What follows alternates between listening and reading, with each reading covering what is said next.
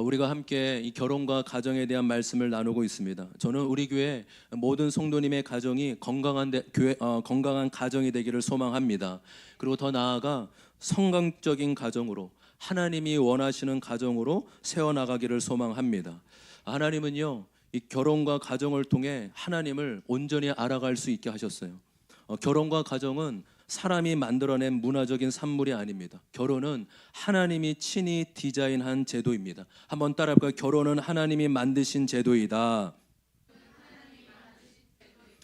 가정은 하나님의 창조 원리와 질서 가운데 만들어진 것이죠. 그렇기에 결혼의 기준, 가정의 기준은 하나님의 창조 목적에 담겨져 있습니다.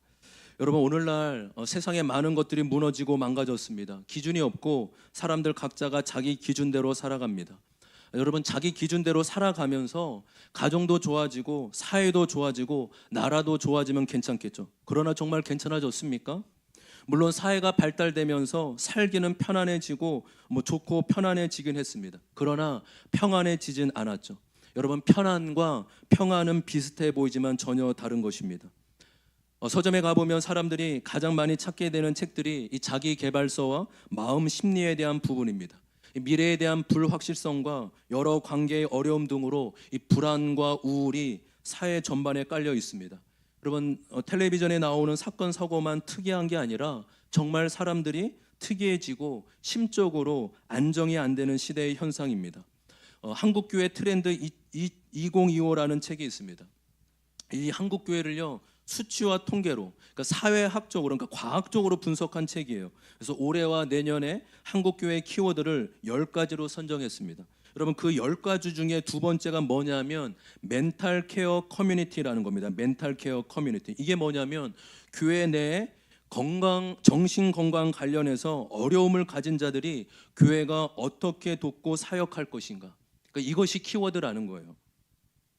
여러분, 그래도 교회 다니는 사람들이 세상 사람들보다는 좀 더 마음에 평안이 있을 텐데 교회 다니는 사람들조차도 마음에 이런 어려움을 겪고 있다라는 거예요. 그렇다면 여러분, 세상 사람들이야말로 훨씬 더 마음의 어려움을 가지고 살아가지 않겠습니까? 세상은 좋아지고 사람들은 자유를 외치면서 자기 마음대로 자기 자유대로 살아갑니다. 그러면 더 나아지고 더 마음이 안정되어야 되는데 오히려 반대로 더 어려움을 겪고 있는 게 현실이고 사실입니다. 여러분, 왜 그럴까요? 기준이 무너졌기 때문이죠. 기준이 없어졌고 질서와 원리가 무너졌기 때문입니다. 여러분, 우리가 어디에서 기준과 질서를 찾아야 될까요? 여러분, 결혼과 가정을 포함해 모든 기준은 어디에서부터 답을 얻어야 할까요? 바로 하나님의 창조로부터 시작됨을 믿습니다. 여러분, 우리 인간 안에 가장 좋은 치유가 있는데요, 바로 이 자연 치유라는 거예요. 자연 치유. 여러분, 면역력 잘 아시잖아요. 여러분, 이 면역력이 신체에 침입하여 이 신체에 손상을 입히는 각종 병원체, 바이러스, 여러 가지 바이러스 비슷한 거 뭐 있죠? 박테리아 이런 거 있잖아요. 그렇죠? 바이러스, 박테리아 이런 것으로부터 몸을 방어하고 대응하는 체계가 면역력이라는 거죠. 그러니까 사람은요, 어느 정도 건강하면 누구나 면역 체계가 있어서 자기의 몸을 방어하고 치유한다는 겁니다. 요즘 우리 교회에 이 귀에 이 스티커 같이 붙인 사람들 많이 있잖아요. 그렇죠? 이게 스티커가 아니에요. 이열 테라피라는 겁니다. 프랑스나 유럽에서는 이미 대체 의학으로 인정받은 의학이 하나의 의학 중에 하나입니다. 그러니까 귀에 그 인체의 기관이 연결되어 있는 혈자리가 있어서 거기에 자극을 주는 것이죠. 여러분, 어떻게 보면 치유제가 이미 우리 몸 안에 있다라는 것을 보여주는 것 아니겠습니까? 여러분, 요즘에도 좋은 영양제와 이 치료 물질이 수없이 나오지만 그 모든 것이 어디서부터 나오냐 하면 자연 속의 식물에서 나오는 겁니다.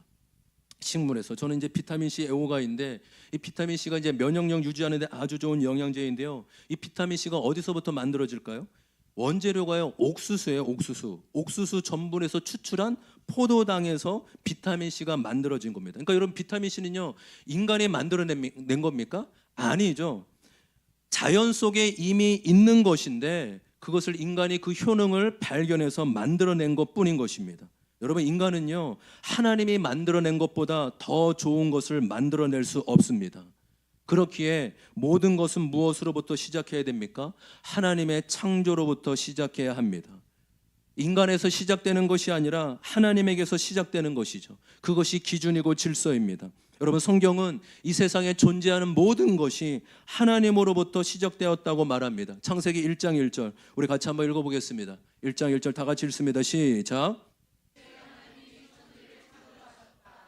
우리 한 번 더 크게 읽어볼까요? 시작. 태초에 하나님이 천지를 창조하셨다. 아멘.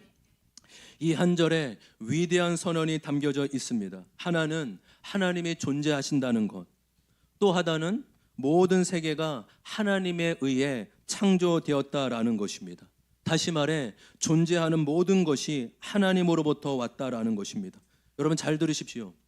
성경은요, 우리에게, 저와 여러분에게 어떻게든 설명하고 설득하려고 하지 않아요.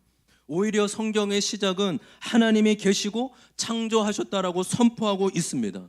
저와 여러분에게 믿어달라고 요청하는 게 전혀 아니에요. 그러니까 여러분 믿고 안 믿고는 여러분의 자유입니다. 그러나 그 결과 또한 우리가 당해야 되고 우리가 짊어져야 되는 것이죠. 성경은 설명이나 설득을 위한 책이 아니라 단지 선포하고 있는 책임을 믿습니다. 하나님이 시작이고 출발이고 근원이라고 하는 거예요. 그렇기에 성경은 말합니다. 저와 여러분의 뜻보다 하나님의 뜻과 계획이 더 우선되고 중요하다고 하십니다.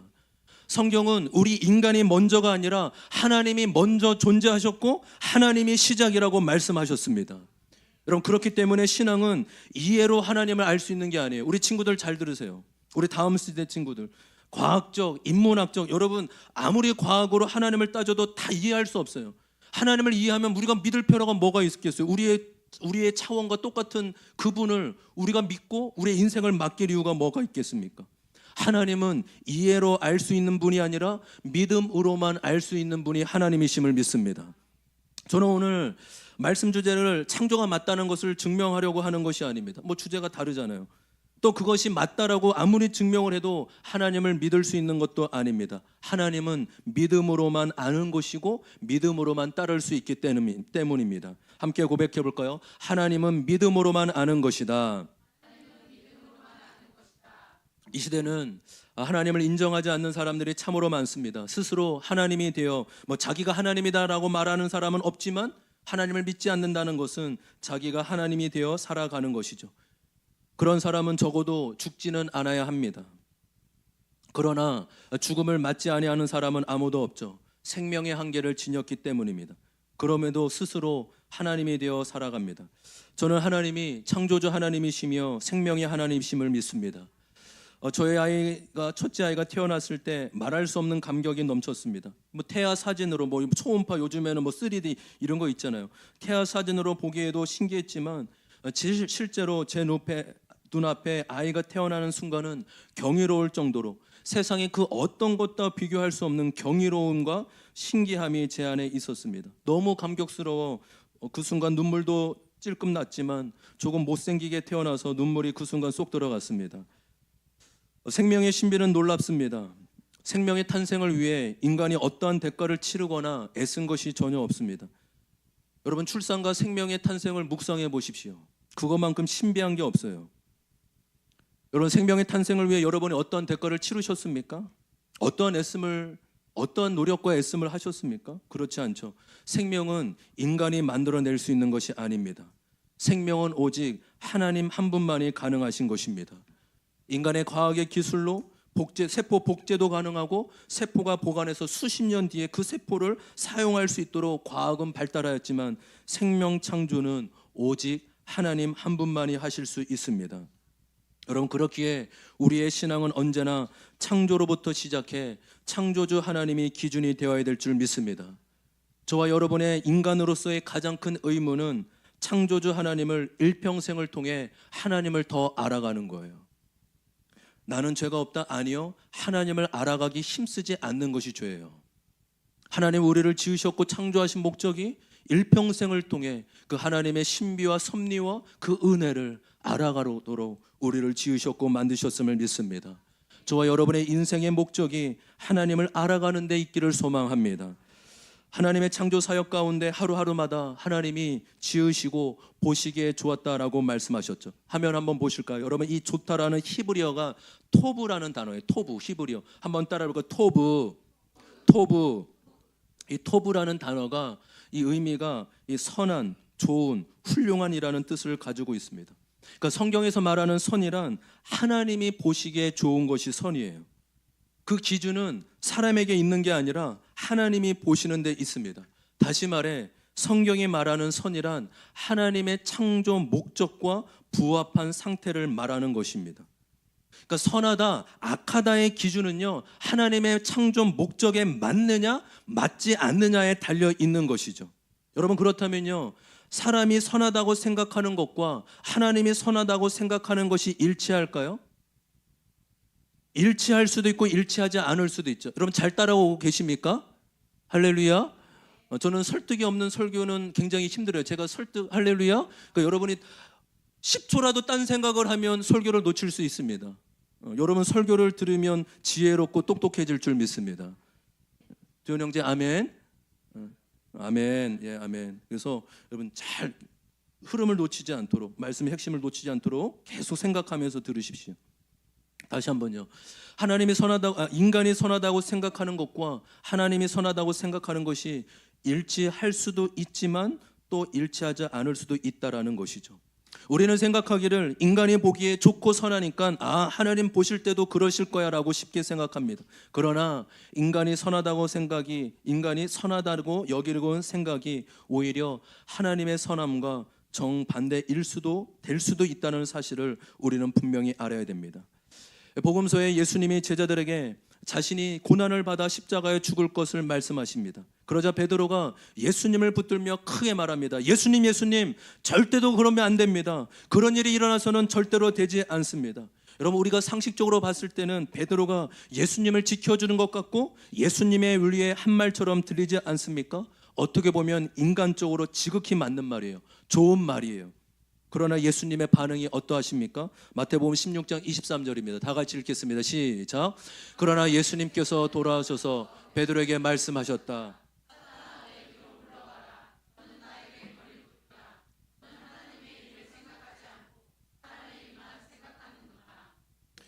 예수님께서 지금 그 베드로의 말을 듣고 화를 내시며 호통을 치십니다. 네가 하나님의 일을 생각하지 않고 사람의 일을 생각한다. 인간이 보기에 좋은 것과 하나님이 보시기에 좋은 것이 얼마나 다를 수 있음을 보여주고 있습니다.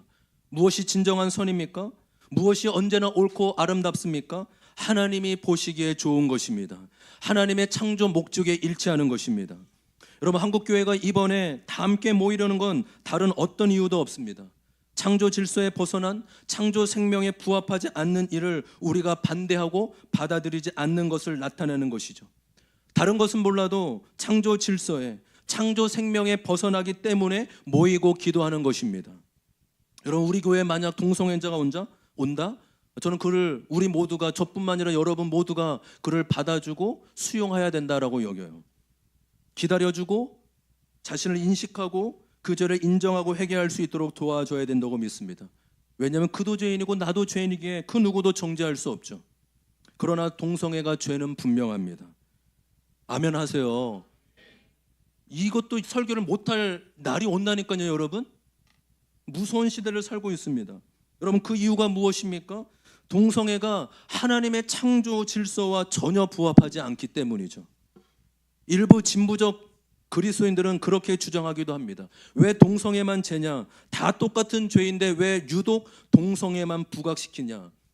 여러분, 그 유튜브도요, 분별 있게 보셔야 돼요. 여러분, 유튜브가 무섭다니까요. 그러니까 이거 보려면 저한테 목사님 이거 보셔야 돼요. 저는 대부분 봐도 된다고 얘기를 해요. 보셔요. 근데 좀 분별하며 보십시오. 여러분, 그들의 의견이 분명 일리도 있기도 합니다. 그러나 말씀드린 대로 이것은 생명의 문제이고 질서의 문제예요.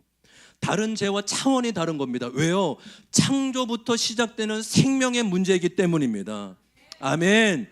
창조 질서와 생명을 깨뜨리기 때문에 다른 어떤 죄보다 본질적이고 근본적인 것임을 우리는 놓쳐서는 안 되는 것이죠.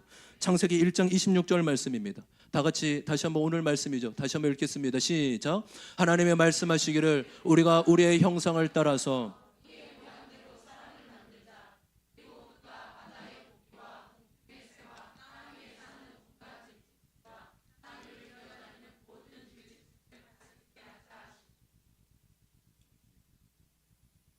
제가 27절을 드렸어야 되는데 26절로 잘못 드렸는데 27절 말씀 읽어드리겠습니다. 오늘 본문이죠. 하나님이 당신의 형상대로 사람을 창조하셨으니 곧 하나님의 형상대로 사람을 창조하셨다. 하나님이 그들을 남자와 여자로 창조하셨다. 한번 고백해 볼까요? 하나님이 그들을 남자와 여자로 창조하셨다. 성은 남성과 여성만 있는 것이고 그 성은 하나님으로부터 부모님을 통해 그 성을 가지고 태어나게 되는 것입니다. 또한 결혼은 남자와 여자가 하는 것이에요. 너무나 당연한 건데 이제는 이것을 교육하고 설교하고 부모들이 자녀들에게 친히 가르쳐야 되는 시대 속에 우리가 살고 있다라는 것입니다. 하나님이 남자와 여자만을 창조하시고 결혼은 남자와 여자가 하게끔 하나님이 지으셨고 제도를 만드신 것입니다. 우리 첫 번째 적용 질문 같이 한번 읽어보겠습니다. 다 같이 읽어보겠습니다. 시작. 모든 것은 창조주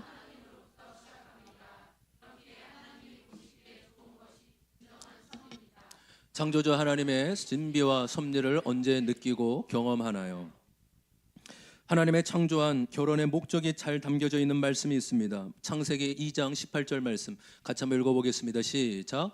주 하나님이 말씀하셨다. 남자가 혼자 있는 것이 좋지 않으니 그를 돕는 사람 곧 그에게 알맞는 짝을 주겠다. 아멘. 여러분, 돕는 사람, 돕는 배필은 상호 보완적인 의미가 있습니다. 남자와 여자는 서로 대치하고 갈등하는 관계가 아니라 조화를 이루며 돕고 조화를 이루며 나가는 관계입니다. 그러니까 남자와 여자만의 역할과 기능이 있다라는 것이에요. 남자가 우월하고 여자가 열등하고 또는 여자가 우월하고 남자가 열등한 것이 아니라 남자와 여자만의 각각의 역할과 기능이 있다라는 것입니다. 남자는 여자의 도움이 필요하고 여자는 남자의 도움이 필요한 것입니다. 여러분, 먼저는 하나님이 아담을 위해 돕는 배필로 화를 지으셨습니다. 이 말은 남자는 여자의 도움 없이는 완전해질 수 없는 존재임을 의미합니다. 여러분, 돕는 배필을 지으신 것은 단지 외로움을 달래는 정도가 아닙니다. 꼭 있어야만 하는 존재, 도움을 받아야 되는 존재가 남자이며 도움을 주는 존재가 여자인 것입니다. 만약 남자 혼자서 인생을 완성할 수 있다면 하나님은 구태여 남자에게 돕는 배필을 따로 주시지 않을 것입니다. 혼자서 완전해질 수 없기에 돕는 배필을 주신 것이죠. 여러분, 그래서 어떤 의미에서는 한 분야에서 정상을 차지한 사람들은 모두 아내의 도움을 겸손히 받은 사람들입니다. 여러분, 정말로 사회에 나오는 이렇게 정말로 한 분야의 최정상인데 나쁜 일 하고 이런 말고 정말로 성실하고 그런 착한 분들, 정말로 성실한 분들 보면요, 정말 가정적인 분들이 얼마나 많은지 몰라요. 정말로 아내와 사이가 좋은 분들이 얼마나 많은지 모릅니다. 아내의 타고난 본능과 남편만을 향한 헌신, 그리고 무엇보다 하나님을 향한 지혜로, 하나님이 주신 지혜로 남편을 돕습니다. 그렇게 남편들은 아내에게 묻고 아내에게 들으셔야 됩니다. 내 일에 대해서 아내가 아는 것이 전혀 없더라도 하나님이 아내에게 준 지혜와 직관력이 있기에 무시하지 말고 여러분 들으셔야 돼요. 우리가 사도신경을 고백할 때마다 만나는 인물이 있죠. 바로 본디오 빌라도라는 사람입니다. 그는 예수님을 잡아서 죽인 자로 지금까지 치욕적인 인물로 모든 그리스도인들에게 고발을 당하고 있습니다. 매 예배마다 오늘도 고발 당했잖아요. 우리에게, 그렇죠? 웃긴 얘기인데 전혀 너무 진지하게 받아들이시네요. 여러분, 그 이유가 무엇입니까? 아내의 말을 듣지 않아서죠. 여러분, 눈을 뜨시고 저를 잘 보십시오. 여러분, 그 아내가 예수님께 말하자, 죄송합니다. 본디오 빌라도의 남편에게 말하죠. 내가 꿈을 꿨는데 사납다. 그 사람은 참으로 죄가 없고 의로운 사람 같은데 이 일에서 손을 떼는 게 나을 것 같다라고 얘기하죠. 그러나 빌라도는 결국 듣지 않았고 지금까지 예수님을 죽인 자로 남아 있습니다. 남자는 아내에게 묻고 아내와 상의하여 결정해야 합니다. 아내의 입장은 어떠합니까? 아내는 돕는 배필입니다. 이 말은 무슨 일이 있어도 아내가 남편을 뛰어넘을 수 없다라는 것입니다. 성경은 가정의 머리가 남편이라고 합니다. 남편이 우월하기 때문이 아니라 하나님의 창조 질서가 그렇다는 거예요. 하나님의 창조 질서가 그렇다면 그런 것입니다. 남편이 잘났던 못났던, 남편의 능력과 경제력이 어떻든 상관없이 남편은 그 가정의 주인이며 머리인 것입니다. 남편이 가정의 머리됨을 무시하면 그 가정은 무질서와 혼란이 오게 되는 것이죠. 아내는 남편을 무시하는 게 아니라 존중하고 세워줘야 합니다. 안타깝게도 나이가 들어갈수록 남편은 기가 죽고 아내는 드세진다고 하죠. 이 호르몬 분비와 연관이 있다라고 합니다. 그러나 호르몬 탓으로만 돌리면 안 되고 성경이 말하는 질서를 잘 따라야 될 줄 믿습니다. 제 아내도 이 말씀이 잘 들리기를 간절히 바랍니다. 아내는 돕는 배필로 어떻게 돕느냐에 따라 남편의 인생이 달라지고 자신에게도 영향을 미칩니다. 그렇기에 아내는 먼저 말씀으로 자신을 채우지 않으면 남편과 자녀를 바르게 도울 수 없어요. 여러분, 선악과를 누가 먼저 먹은지 아십니까? 하와예요. 하와는 하나님의 말씀보다 자신의 욕심을 따른 거죠.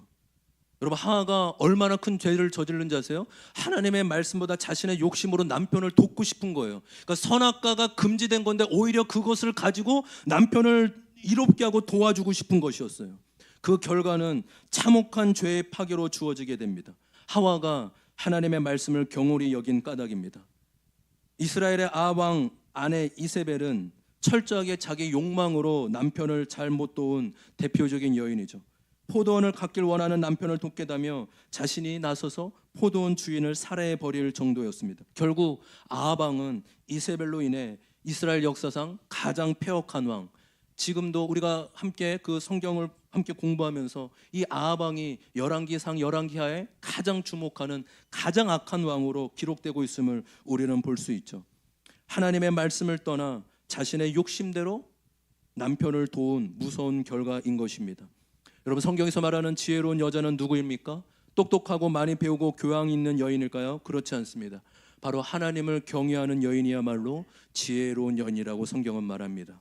잠언 31장 30절입니다. 다 같이 읽습니다. 시작. 고운 것도 거짓되고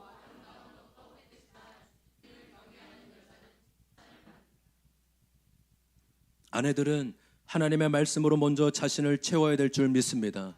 아내가 먼저 진리 안에 서야 돼요. 아내 한 사람만 믿음으로 바로 서 있다면 남편과 자녀는 분명히 믿음의 자리로 돌아올 것이며 신앙인으로 바르게 살아갈 수 있음을 믿습니다. 그 가정은 언제나 믿음의 어머니를 통해, 믿음의 아내, 믿음의 어머니를 통해 하나님이 은혜 가운데 서 있을 수 있도록 하나님의 창조의 원리가 담겨져 있는 것입니다. 우리 귀한 어머니의 사명, 아내의 사명을 지닌 우리 귀한 여자분들, 자매님들 잘 들으십시오. 여러분에게 가정이 달려 있어요. 여러분에게 자녀가 달려 있습니다.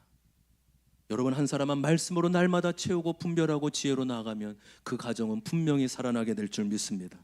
두 번째 적용 질문 같이 한번 읽어보겠습니다. 다 같이 읽습니다. 시작. 나 남편은 아내에게 잘 묻고 상의합니까? 나 아내는 말씀을 충만하여 지혜로 가정을 섬기고 있습니까? 또한 하나님께서 가정을 통해 일하십니다. 창세기 1장 28절입니다. 창세기 1장 28절 다 같이 한번 읽겠습니다. 시작. 하나님이 그들에게 복을 베푸셨다. 하나님이 그들에게 말씀하시기를 생육하고 번성하여 땅에 충만하여라. 땅을 정복하여라. 바다의 고기와 공중의 새와 땅 위에 움직이는 모든 생물을 다스려라 하셨다. 아멘. 여러분, 하나님이 그냥 가정을 만드신 게 아닙니다. 두 사람이 알콩달콩 사는 정도로 그쳐서는 안 됩니다. 뜨거운 사랑으로는 채울 수 없는 허전함이 있습니다. 여러분, 결혼은 서로를 기쁘려고 하는 것만이 아니라 하나님을 기쁘시게 하려는 목적이 있어야 될 줄 믿습니다. 잘 들으십시오. 그러면 정말로 가정이 기쁨이 넘치려면 내가 남편에게 잘해줘야지, 아내에게 잘해줘야지. 물론 그거는 기본이죠. 근데 거기서 끝나면 안 돼요. 우리 둘이 하나님을 기쁘시게 할 때 그 가정에 말할 수 없는 기쁨이 넘치게 될 줄 믿습니다. 그래서 내 가정이 하나님 우리 가정을 어떻게 부르셨는지, 우리 가정에게 어떤 사명을 맡겨주셨는지, 어떻게 하면 하나님을 기쁘시게 해드릴 수 있나 깊이 생각하며 그 부르심을 따라 살아갈 수 있는 믿음의 가정 되기를 소망합니다. 그 사명을 주신 가정은요, 복이 있는 가정인 것이죠. 여러분, 또한 이 복이란 무엇입니까? 생육하고 번성하고 땅에 충만해지는 것입니다. 여러분, 성경에서 말하는 복은 생명과 연결되어 있습니다. 한번 따라해볼게요. 성경에서 말하는 복은 생명과 연결되어 있다. 여러분, 우리나라가 지금 인구 감소로 급격하게 붕괴되는 나라로 분류되고 있습니다. 어제 검색해 보니까 결혼한 여인이 낳는 출산율이 0.7이래요. 0.7. 여러분 놀라지도 않습니까? 그러니까 결혼해도 자녀를 안 낳고 우리 둘만 행복하면 돼. 야, 개나 키우자. 야, 고양이나 키우자. 개 키우는 분들 괜찮아요. 고양이 키울 수 있어요. 근데 사람보다 더 사랑하면 안 되죠. 저도 키우고 싶은데 못 키우고 있는 거예요. 돈이 없어서. 저는 개 키우고 고양이 키우는 이해하여 키울 수 있다고. 이렇게 잠깐 풀어주는 건 조는 사람이 있어서 졸지 말라고, 한 분이 조는데 조지 말라고 가벼운 얘기 한 겁니다. 그리고 출산율이 0.7이래요. 0.7. 물론 환경적인 어려움 요소도 많은 것도 사실이지만 그리스도인들은 언제나 창조에서 답을 찾아야 될 줄 믿습니다. 우리 먼저 믿는 자들이 자녀 출산을 축복으로 여기는 은혜가 있기를 소망합니다. 우리 교회는 그래도 2명 이상은 낳는 은혜가 있었으면 좋겠어요. 나라를 살리고 가정을 살리는 일입니다. 저 또한 이 셋째를 임신했다는 얘기를 듣고 아내와 얼마나 놀랬고 힘들었는지 몰라요. 2주간 서로 한마디도 하지 않았어요. 너무 힘들어서. 그런데요, 지금은요, 늘 우리가 셋째를 안 낳았으면 어떻게 할 뻔했냐. 정말로 낳기를 잘했다. 하나님이 다 키워주시고 먹여주십니다. 걱정하지 마세요. 놔놓고 걱정하셔도 됩니다. 주님이 키우는 걸 보게 될 거예요.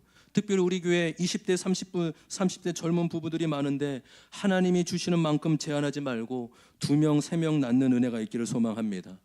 왜 그렇습니까? 성경은 자녀가 하나님의 복이라고 말해요. 그 태의 열매는 하나님의 상급이라고 말하고 있습니다. 여러분의 상급이 뭔지 아십니까? 자녀래요. 아멘. 크게 합시다. 아멘. 대통령에게 상 받고 국회의원에게 상 받고 그게 상이 아니라 우리에게 성경은 시편에 너희의 상급은 태의 열매 자녀다라고 말하고 있는 것입니다. 우리 자녀들을 자랑스럽게 여기는 은혜가 있기를 소망합니다. 한 가지만 더 말씀을 드리도록 하겠습니다. 창세기 2장 24절입니다. 2장 24절 다 같이 읽겠습니다. 시작. 그러므로 남자는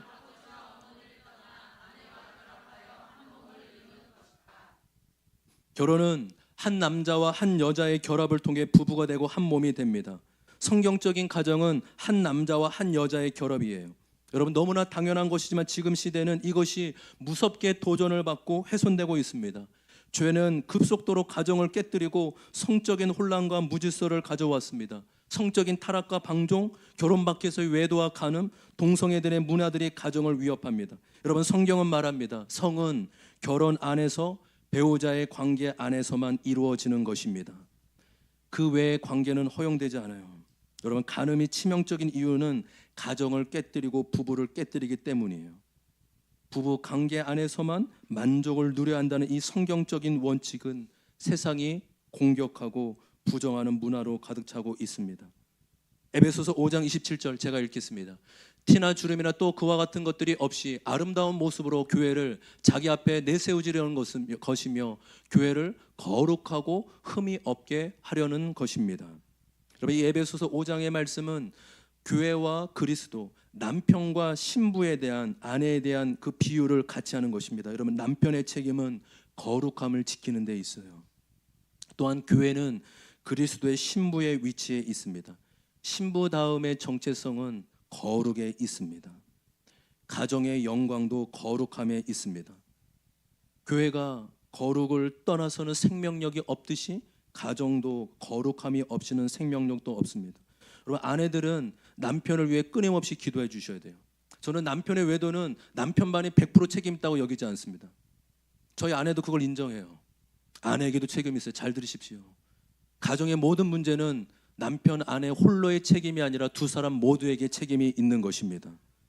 남성들이 활동하는 바깥 세상은 생각보다 위험한 환경에 노출되어 있어요. 세상은 끊임없이 여러 가지 유혹과 음란으로 남자들을 유혹합니다. 제가 10년 전쯤 이 목사 고시를 보기 위해 이 필리핀에 잠깐 들어와 한국에 공부할 때 이 시간이나 공간이 맞지 않아서 이 터미널 근처 24시 카페에서 공부를 하고 있었습니다. 근데 밤 12시가 넘어가면서 새벽이 될수록 20대의 젊은 예쁜 자매들이 한두 명씩 계속 들어오는 거예요. 아니, 이 시간에 12시, 1시, 2시가 됐는데 왜 이렇게 이런 자매들, 예쁜 자매들이 들어오지? 뭐 친구들 만남이 있나? 근데 3시, 4시가 될수록 더 많이 들어오는 거예요. 제가 가만히 보니까, 그들이 얘기를 들어보니까 그들은 근처의 클럽이나 유흥가에서 일하고 알바하고 있는 20대 자매였던 거예요. 제가 그것을 보고 참 안타깝고 무서웠어요. 야, 시대가 이렇구나. 돈을 벌 수만 있다면, 돈을 얼마든지 쉽게 벌 수만 있다면 아무렇지도 않게 자신의 몸과 영혼을 유흥에 바치는 시대 가운데 살고 있구나. 여러분, 그렇게 우리 남자들은 늘 깨어있고 방심해서는 안 됩니다. 섬을 넘어가는 순간 그 누구라도 혹독한 대가를 치르게 되는 것입니다. 가정이 깨어질 수 있고 한순간에 무너질 수 있다는 것을 명심하셔야 됩니다. 그렇기에 거룩함은 남편에게 또한 아내 모두에게 요구되는 것입니다. 여러분, 이것은 결혼 후 하늘나라 가는 그날까지 우리가 서로의 거룩을 잘 지켜주며 아내와 남편의 역할을 잘 감당해야 될 줄 믿습니다. 또한 우리 젊은 다음 세대에게도 성경은 말합니다. 성은 하나님의 허락한 부부 안에서만 이루어지는 것입니다. 시대가 어땠든 사람들이 어땠든 하나님의 창조 목적이 기준인 것입니다. 고린도전서 6장 16절에서 18절 같이 읽겠습니다. 다 같이 읽습니다. 시작. 창조와 합하는 사람은 그와 한 몸이 된다는 것을 알지 못합니까? 두 사람이 한 몸이 된 것이다 하신 말씀이 있습니다. 그러나 주님과 합하는 사람은 그와 한 영이 됩니다. 음행을 피하십시오. 사람이 짓는 다른 모든 죄는 자기 몸 밖에 있는 것이지만 음행을 하는 자는 자기 몸에다가 죄를 짓는 것입니다. 16절 말씀을 주목해 보세요. 여러분, 하나님이 주신 성은 아주 신비한 것서 그 성을 통해 둘이 하나가 된다라고 얘기해요. 그렇기 때문에 내가 몸과 마음을 지키지 못해 성관계를 맺었을 때 내 영혼에 깊은 상처와 흉이 남게 되는 거예요. 잘 들으십시오, 우리 청년들과 다음 세대 친구들. 몸만 상하는 게 아니라 내 영혼에도 치명타가 있는 거예요. 성적인 죄는 성경에서 그토록 치명적이고 무서운 것을 말하고 있는 것이에요. 18절 말씀 보세요. 여러분, 다른 모든 죄는 몸 밖에서, 영혼 밖에서 일어나는 것이지만 음행은 자신의 몸에 죄를 범한다라고 말하고 있습니다. 자신의 몸만이 아니라 영혼이 찢기고 깊은 흉이 남게 되는 것입니다. 성은 매우 신비롭고 거룩한 것이기에 결혼을 통해서만 부부 안에서 허락된 것임을 믿습니다. 만약 그런 죄에 넘어졌다면 깊이 회개하며 하나님의 회복의 은혜를 구해야 하죠. 몸과 영혼의 흉과 찢긴 상처가 회복되도록 하나님께 진실로 통회하며 나아가야 되는 것입니다. 하나님이 기준이 되지 못했음을, 하나님의 말씀을 따르지 못했음을 회개하는 것이죠. 성적인 죄에 넘어졌으면 회개하고 결혼할 사람이라면 빨리 결혼해야 됩니다. 제가 청년 사역할 때 누누이 이것을 그토록 많이 외치지 못한 게 참 안타까워요. 가정을 지키고 청년 때 이것을 지키는 것이 앞으로의 인생을 축복받고 은혜 가운데 있는 것은 이것을 그토록 많이 외치지 못한, 가끔밖에 외치지 못한 것이 지금도 너무나 안쓰러워요. 안타까워요. 그래서 그들에게 실제적으로 권면해요. 결혼할 사람이란데 성적인 죄에 넘어졌으면 어떤 관계든 간에 어떤 상황이 가되 6개월 안에 빨리 결혼해라. 그리고 결혼할 사람 마음이 없으면 지금 당장 헤어져라. 쉬운 거 아니에요. 한 10명 중에 5명, 한 5명 권면하면 2명 순종하더라고요. 근데 쉬운 거 아닌 거 압니다. 근데 제가 그렇게 저도 이제 수없이 저의 삶을 통해 또 책과 또 성경을 통해 고민하고 하면서 실제적인 대답, 결혼할 사람인데 성적인 죄에 넘어졌으면 6개월 안에 결혼해야 되고, 결혼할 마음이 없는데, 사귀는 그런 마음이 없는데, 존재되지 않는데, 그렇다면 당장 헤어져야죠. 그 죄가 그만큼 무섭고 어렵기 때문인 것이죠. 우리 다음 세대 청년 청소년들이 자신의 몸과 영혼을 하나님 앞에 거룩하게 지키는 것이 너무나 소중합니다. 우리 부모님들 잘 들으십시오. 자녀들에게 이 부분을 선명하게 가르치셨으면 좋겠어요. 그냥 뚱그름 잡는지 말고 실제적으로 결혼과 연애가 얼마나 축복인지, 그러기 위해 결혼 전까지 자신을 지키는 것이 얼마나 중요한지를, 그리고 그 지킬 때 하나님이 그의 남은 인생을 얼마나 축복하면서 은혜와 은혜 가운데 인도하실지 여러분의 자녀들을 축복해 주시고 성경적으로 가르쳐 주십시오. 시대가 다 그렇다, 사람들이 다 그렇다, 그렇지 않습니다. 하나님 보시기에 좋은 것이 기준입니다. 여전히 자신의 몸과 영혼을 끊임없이 지키는 신실하고 거룩한 청년들이 여전히 있습니다. 하나님이 맞으시고 하나님의 창조 목적이 언제나 옳으심을 믿습니다. 하나님의 말씀을 따라 놀라운 축복의 인생으로 하나님이 만들어 가실 줄 믿습니다. 마지막 적용 질문 같이 한번 읽겠습니다. 다 같이 읽습니다. 시작. 하나님의 기준에 맞게 결혼과 가정 안에서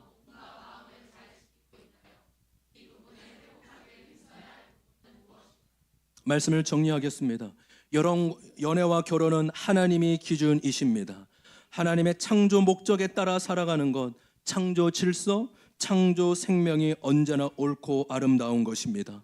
모든 가정들이 하나님의 부르심에 따라 살고 무엇보다 거룩을 지켜나가는 은혜가 있길 주님의 이름으로 축복합니다. 다 같이 일어나겠습니다.